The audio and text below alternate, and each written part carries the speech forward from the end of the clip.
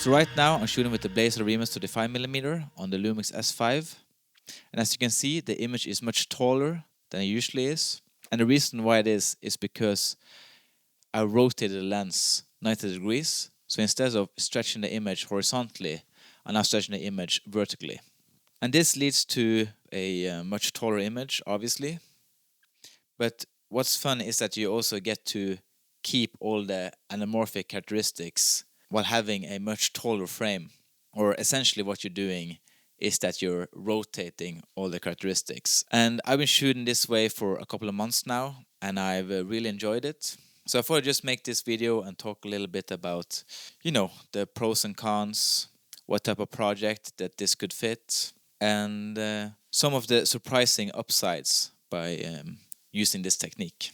So first off, obviously you're getting quite a unique look by stretching it vertically. As mentioned earlier, you're keeping all the same anamorphic qualities, but just rotating everything. And it really accentuates the tallness of the image. If you see on some of the images that are shot, if you have a horizontal stretch on a normal anamorphic lens, you get this like radial blur on the top and bottom.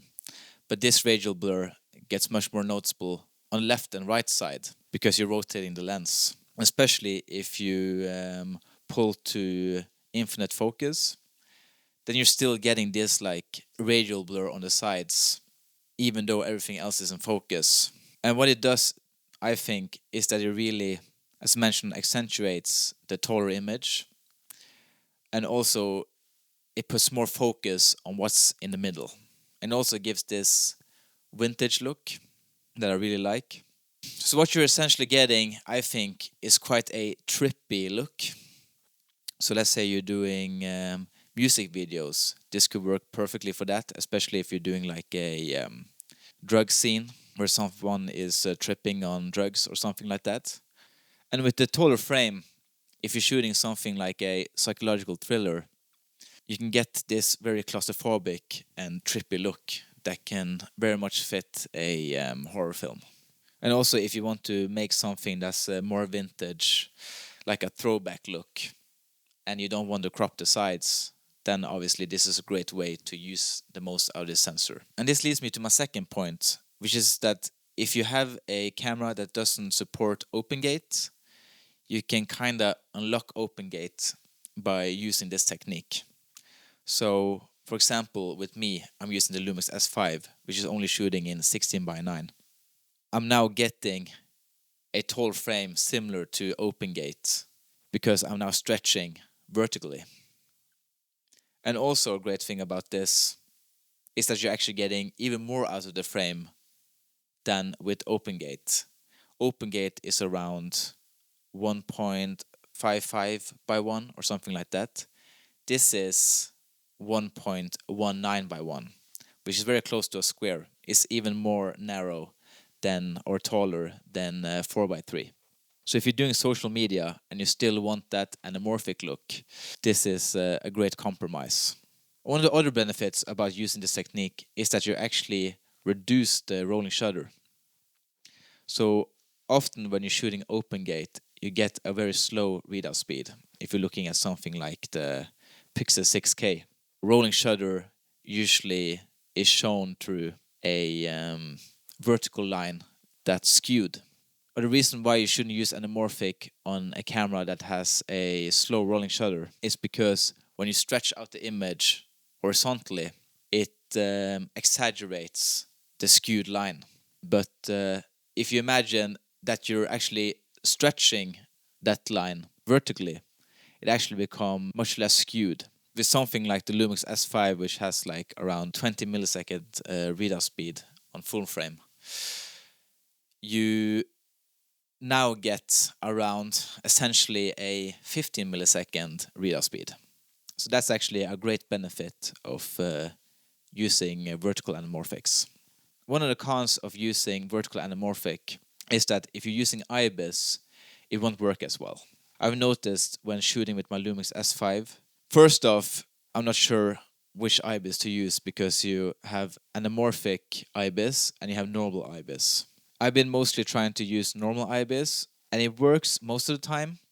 But sometimes, if you rotate the camera a little bit, some funky stuff starts to happen. And yeah, it just definitely doesn't work as well as normal anamorphic IBIS. It definitely doesn't work as well as when you're using spherical lenses. So that's something to consider. Another con of using vertical anamorphic is that it's quite a distinct look, which is obviously one of the pros of using it. If you're already using it, you're definitely using it because you want quite a specific look.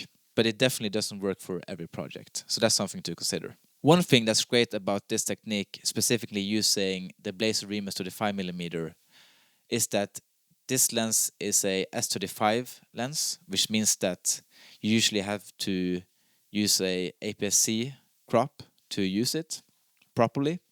But I'm now shooting in full frame mode, and if I do lens correction and correct the barrel distortion, I actually get to use the full image without having to crop at all. So that's something, that's a little tip if you have the Blazar Remus 35mm and want to use the full sensor if you have something like the FX3 or the Lumix S5. Another question you might ask is that how do I monitor the crop? Because you're not doing a normal crop, you're doing a vertical crop or a vertical squeeze, I guess you can say. And to be honest, I'm actually not monitoring it at all. I'm just letting it be squeezed. And I obviously know what I want in the frame. And then in post, I just de-squeeze it. And how I de-squeeze it in DaVinci Resolve is that I just drag the y-axis. I put that on 1.5x, and then I keep the x-axis at 1.0 in the transform window in DaVinci Resolve. Oh, and also, I just want to make clear, a lot of people, when they're shooting vertical anamorphic, is that they rotate the lens 90 degrees, and then they rotate the whole camera 90 degrees, so that the lens is not rotated, it's just the camera, which to me sounds a lot more like a hassle. But then obviously you get to keep anamorphic characteristics in a normal way, as in you don't get these vertical lens flares. I find that it looks also pretty cool to just use it, keep the camera normal and then rotate the lens. And you can only do this if you have a PL mount or something similar to that.